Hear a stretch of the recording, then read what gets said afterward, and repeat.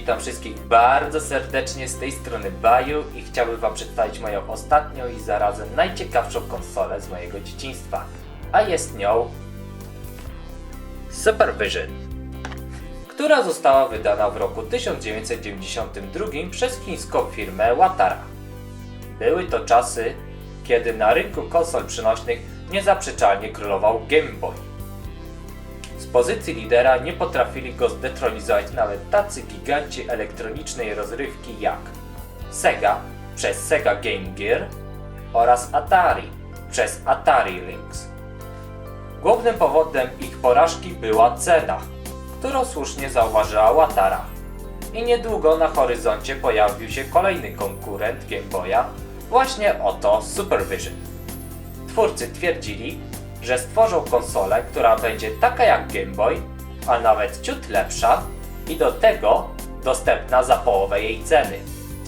Jak powiedzieli, też tak zrobili.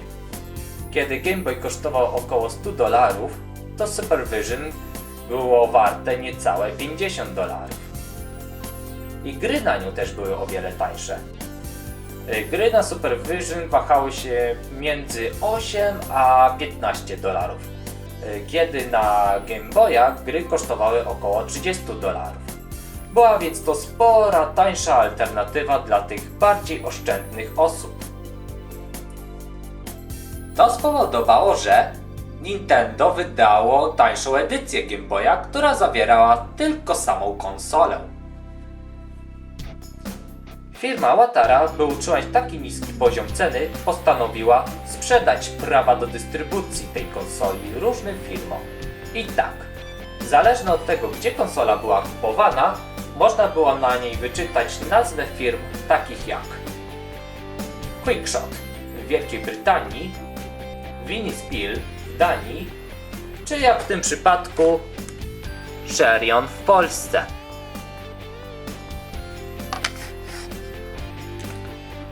Niestety, cały misterny plan poszedł w pizdu. Ale o tym na końcu. Dobra, sprawdźmy naszą konsolę. Pierwsze, co nam się rzuca w oczy, jest jej naprawdę sporych rozmiarów konsola. Naprawdę jest gigantyczna. Dla lepszego obrazu podłożę pod nią kartkę formatu A4, żebyście mogli lepiej zobaczyć.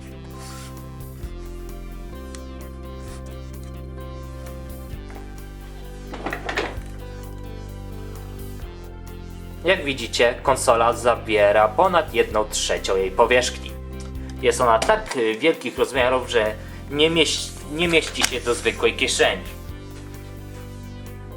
Dalej, co nam się rzuca w oczy, jest jej wyświetlacz, który jest o wiele większy niż ten z Game Boya i pozwala na wyświetlenie grafiki w rozdzielczości 160x160, a nie tak jak w przypadku Game Boya 160x144. Dalej widzimy podobnie jak w przypadku Game Boya układ przycisków, czyli A, B, Start, Select, krzyżak, czy jak ktoś tam woli D-pad i tutaj głośnik. Przyciski AB były o 50% większe niż te w przypadku Game Boya. Dalej. Z boku mamy regulator kontrastu oraz wejście na zasilacz, do którego też pasuje zasilacz od Game Boya. Z tej strony mamy regulator głośności oraz tak zwany communication port, dzięki któremu przez specjalny kabel mogliśmy podłączyć do drugiej konsoli i pograć niektóre gry we dwójkę. Na samym dole mamy wejście na słuchawki. Z góry mamy natomiast włącznik konsoli. I tutaj widoczny slot na kartridże. Z tyłu natomiast mamy tak. Możemy wyczytać, co to dokładnie za model konsoli. I tutaj wejście na baterię, do którego wchodziły aż 4 sztuki. Oraz możemy tutaj wysunąć stojaki. na konsolę. I możemy ją postawić na stole. Jeszcze kolejną ciekawostką, która miała ta konsola, jest możliwość wygięcia ekranu i pogrania w ten sposób gry. Dla niektórych był to sposób bardziej wygodny. Ten model, który przed Wami omawiam, jest to drugi i zarazem najbardziej popularny model konsoli Supervision. Pierwszy model strasznie przypominał Game Boya. Oprócz pierwszego i drugiego modelu wyszedł też trzeci model, który wyglądem znacząco się różnił od modelu drugiego.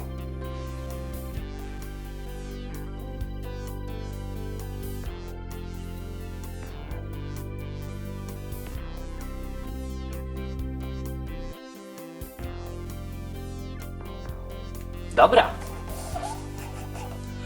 No dobra, to sprawdźmy, to włączmy może jakąś grę. W mojej skromnej kolekcji znajduje się aż 9 różnych gierek. Crazy Ball, która była dołączana do każdej konsoli w pudełku. P52 Sea Battle. Alien.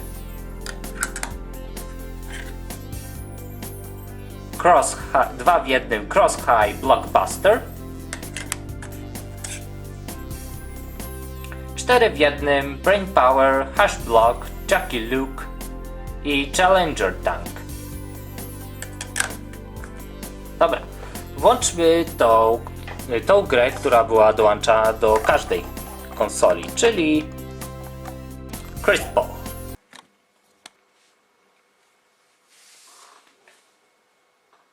Na podstawie tej gry wskażę Wam jeden mankament, który towarzyszył niektórym grom na Supervision. Ta czerwona lampka sygnalizowała, ile nam jeszcze baterii zostało. Kontrast przy odpowiedniej regulacji mógł wyglądać tak albo tak. Ok.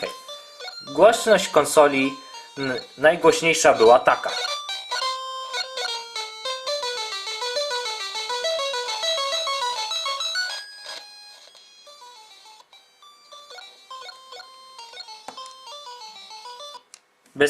By wskazać Wam ten mankament, to ustawię sobie największy poziom trudności. I teraz zwróćcie uwagę na piłkę latającą.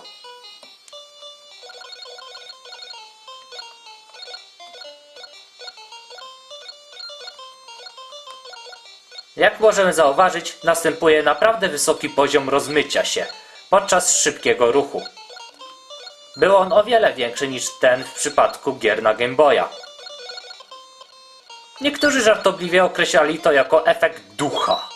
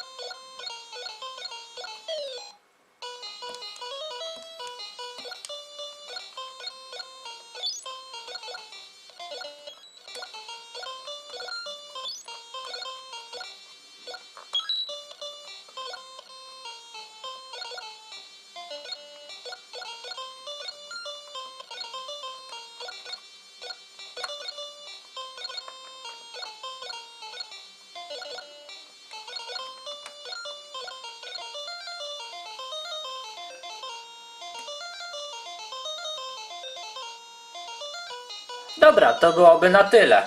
Resztę gier przedstawię Wam w innych filmikach.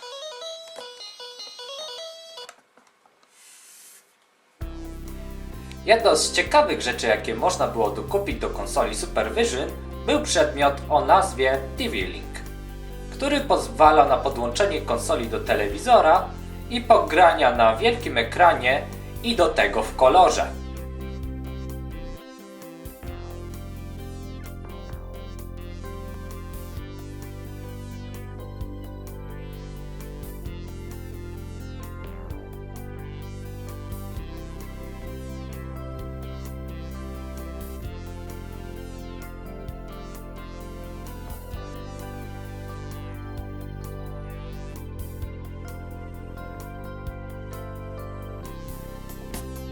Ciekawostką jest fakt, że ten przedmiot został wydany 2 lata przed wydaniem przez Nintendo adaptera o nazwie Super Game Boy, który umożliwiał to samo co TV-Link. Jedynym wymogiem było posiadanie konsoli Super Nintendo. Niestety, pomimo swojej niskiej ceny, konsola Supervision poniosła porażkę. Dlaczego? Ponieważ to, co naprawdę definiuje daną konsolę, nie są jej specyfikacje techniczne, ale wydawane na nią gry. A w tym przypadku gry na Supervision jakościowo daleko odbiegały od gier wydawanych na Game Boya. To raz. 2. Wiele gier wydawanych na Supervision to były po prostu ubogie klony gier wydawanych na Game Boya. I tak, dla przykładu. Klonem Pac-Mana był Police Bust. Klonem R-Type był Alien. Klonem Track and Field był Olympic Trails. Klonem Adventure Island był Hero Kid. Klonem Motocross Maniac był Cross High. Po trzecie, biblioteka gier dostępnych na Supervision była bardzo uboga. Wydanych gier na Supervision zostało niecałe 70, z czego większość była dostępna tylko w krajach azjatyckich. Dla porównania, gier wydanych na Game Boya było około 1000.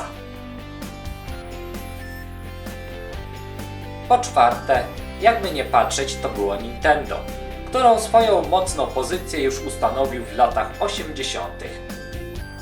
I w swoich rękach miał takie asy jak Mario, Legend of Zelda czy Metroid.